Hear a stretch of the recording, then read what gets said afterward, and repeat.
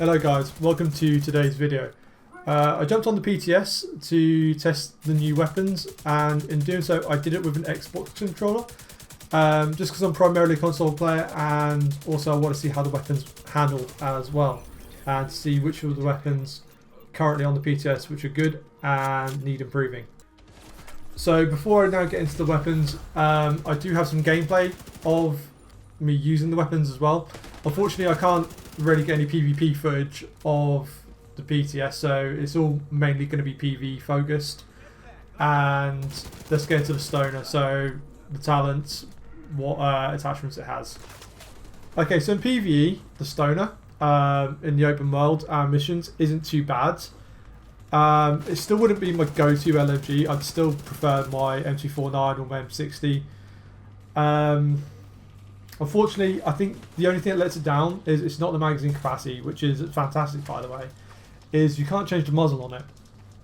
Even though it is damage to elites, I feel like they should lock the magazine because it is basically 200 rounds anyway. I think you get Wid's got it to about 300 with an extended magazine, the large pouch or the gunner mag. Yeah, I think if you had the ability to play around with the muzzle, the grip and the sights, that would be a lot better for this weapon. But overall, playing with it, it wasn't too bad.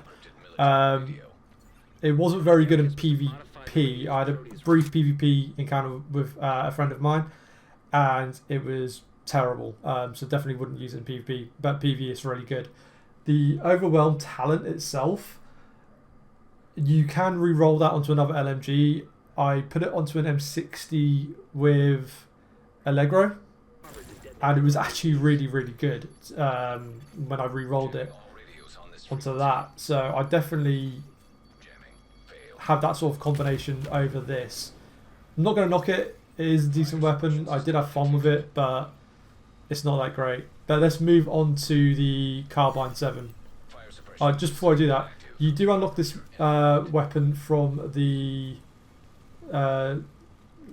Camp White Oak mission as a reward as well. So I don't know if that'll change come release, but there's that. Okay, just before I get into the Carbine 7, one thing I will want to stress is, bear in mind this is the PTS. Everything is subject to change. No one's got min-max builds, so it is just gear thrown together.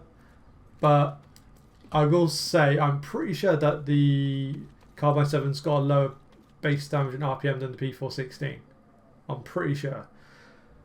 However, it is still a very good weapon. I mean, it's pretty accurate, and that talent it has, overflowing, every 3 rounds from empty increases your base magazine by 100% of capacity. So if you were to use the gunner specialization, so like after every 3 reloads, stuff like that, it's a lot quicker. That was what I was using in my playthrough anyway, using the gunner, and it was actually really cool. Yeah, it reloaded very quickly a lot of the times. Personally, my favourite AR at the moment is this. Bear in mind I don't have the Eagle Bearer, but as normal high-end gear, this is probably my favourite weapon at the moment. And I don't think it needs any changes, to be fair. I think it's in a very good place. Bear in mind that overflowing talent, you can recalibrate that onto another weapon if you so desires. So you've always got that going for it. So the Diamondback. Let's quickly read what the weapon is. So it's a lever action rifle, 5 round capacity with 100 RPM. The talents on it: Agonizing Bite. Diamondback randomly marks an enemy. Hitting that enemy consumes the mark, guaranteeing a critical hit. Plus 20% total damage. A new random enemy is marked afterwards and whenever you reload. So that is actually really cool. So if there's a couple of NPCs that are like half health or just under armor, and you get a headshot, and a perfect headshot, that instantly dead. Which I did notice, so that is actually a cool talent. After hitting 5 marked enemies, gain 50% reload speed, plus 20% total damage, and all shots fired are guaranteed critical hits for 10 seconds. The next one, shedding skin. While down, each time a round is loaded, gain 20% bonus armor for 3 seconds. While holstered, each time you reload or cycle your current weapon, gain 8% bonus armor for 2 seconds. Now, the weapon is... I'm not going to say it's great, I'm not going to say it's terrible. I put a tweet out, and Frederick Thailander got tagged in a tweet, and he said, I don't think anyone's built crit damage builds with this weapon.